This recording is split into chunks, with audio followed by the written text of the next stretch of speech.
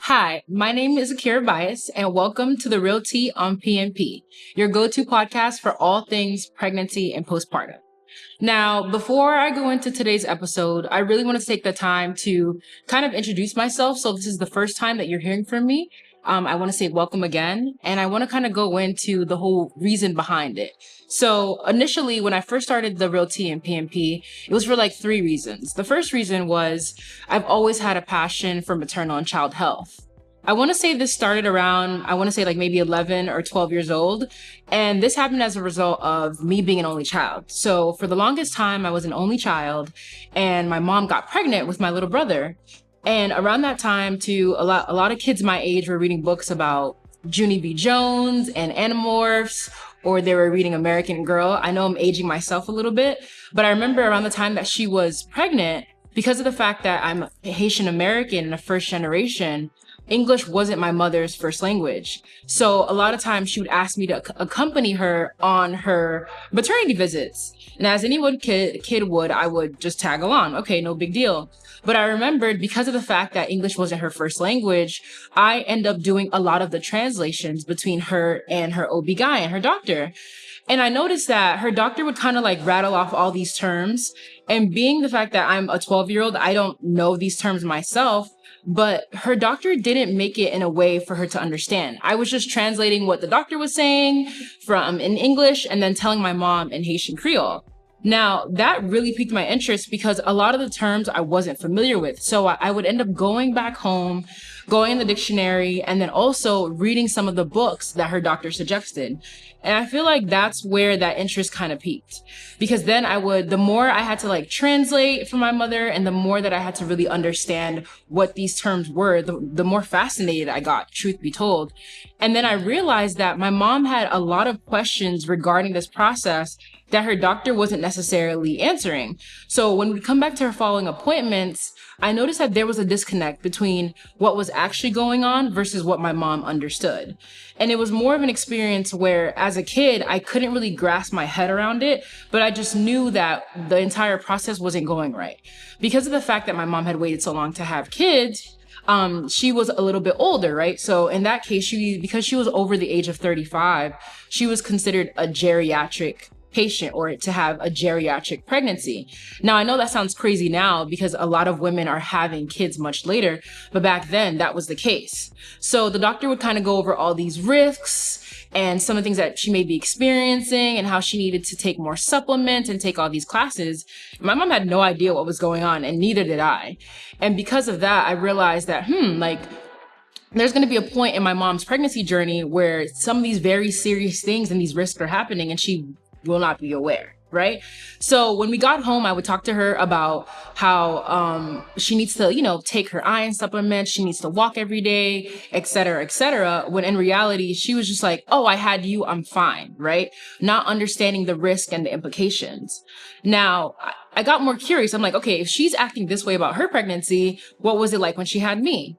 Now, funny enough, I was born in a car, not in a hospital. And that wasn't my mom's first intention. Like, she didn't plan to have me in a car.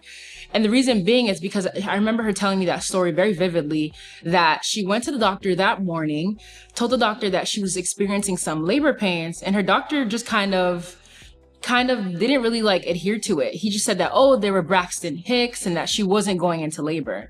When in reality, my mom said that she felt a lot of pressure and a lot of pain, and she was certain that I was coming today. So long story short, the doctor told her to go home. So she goes home, and not even a couple hours later, she goes into labor as she had felt. So she goes into labor and she's sitting on the bathroom, and my grandmother is kind of figuring out why she's taking so long.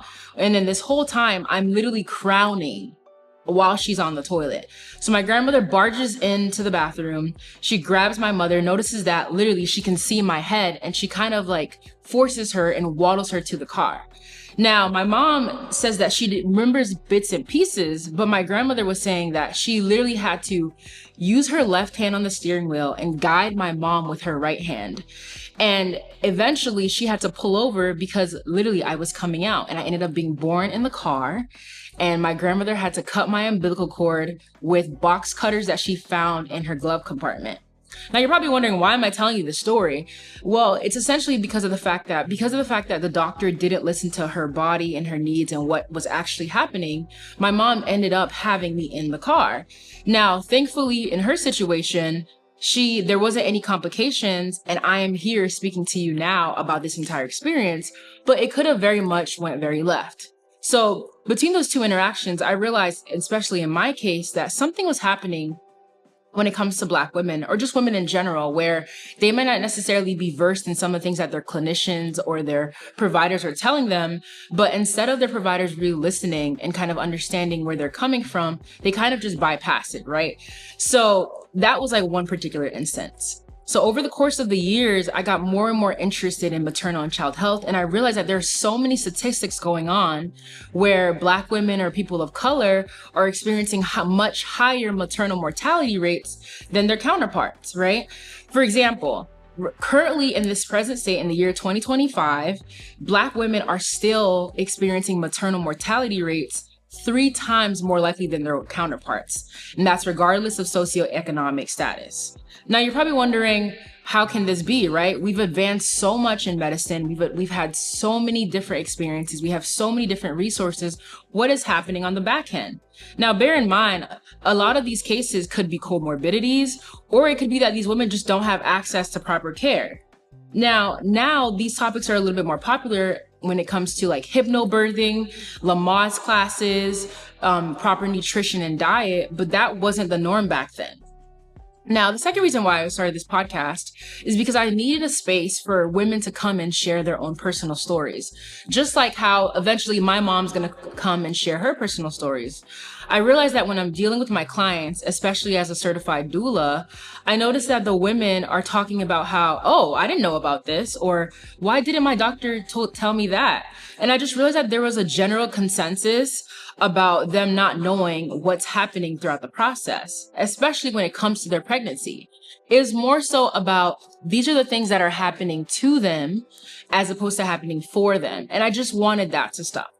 And thirdly, I really wanted a space for people who are not yet mothers, or to support mothers, to really understand the ins and outs, whether it be the good, the bad, the ugly, or just things that they should look out for. Chances are, whatever you're experiencing in your pregnancy, whatever your partner is experiencing in their pregnancy, your sister, your aunt, your daughter, it may not necessarily be new information.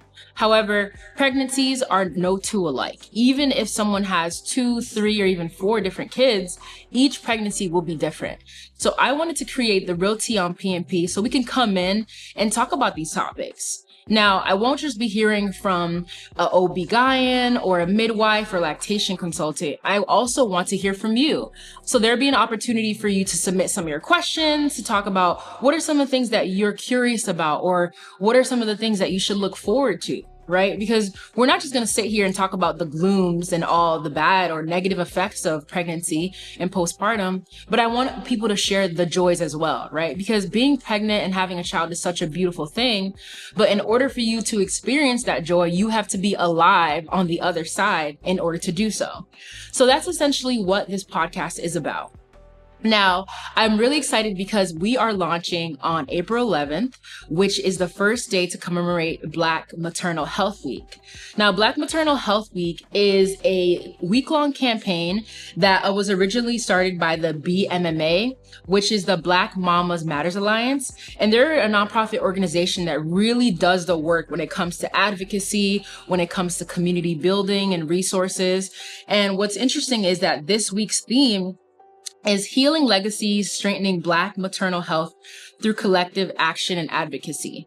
Now, with everything going on in our government and so many changes that are happening with this new administration, I think it's important for us to continue to have these conversations, because as we're having these conversations, not only are we creating a space for transparency, but we're giving people the opportunity to really take control of what's happening to their bodies and their health.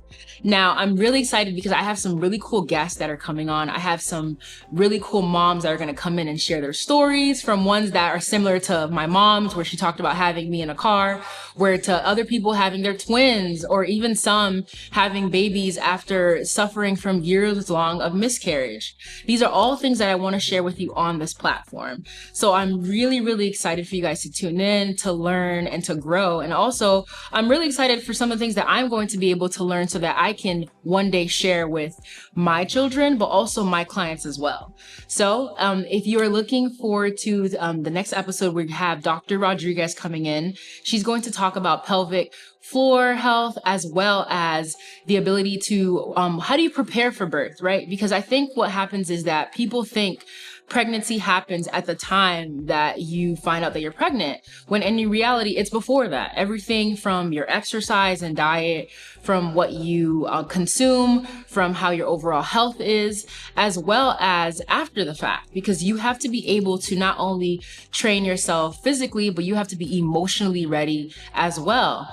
And not to mention, there's a financial component, right? So I have a friend coming in talking about what are the financial ramifications of pregnancy and postpartum. Like, how much does it cost to have a baby, to have a child?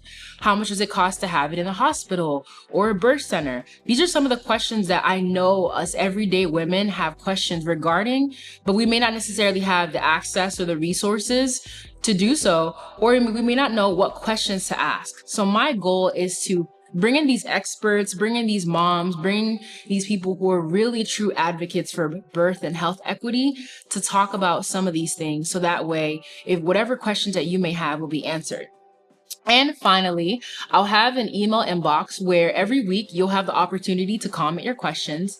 And in those questions, we'll be able to read some of these answers live here on the show. And let's have an opening dialogue. So that way pregnancy and postpartum doesn't have to be this scary thing. Because although it's pretty common, people are having kids every day, no pregnancy is the same. Now, if you're looking forward to finding us, we are going to be on Instagram and all social platforms at TherealTPNP. And also, if you want to follow me, Akira, your host, at ITHADTOBE,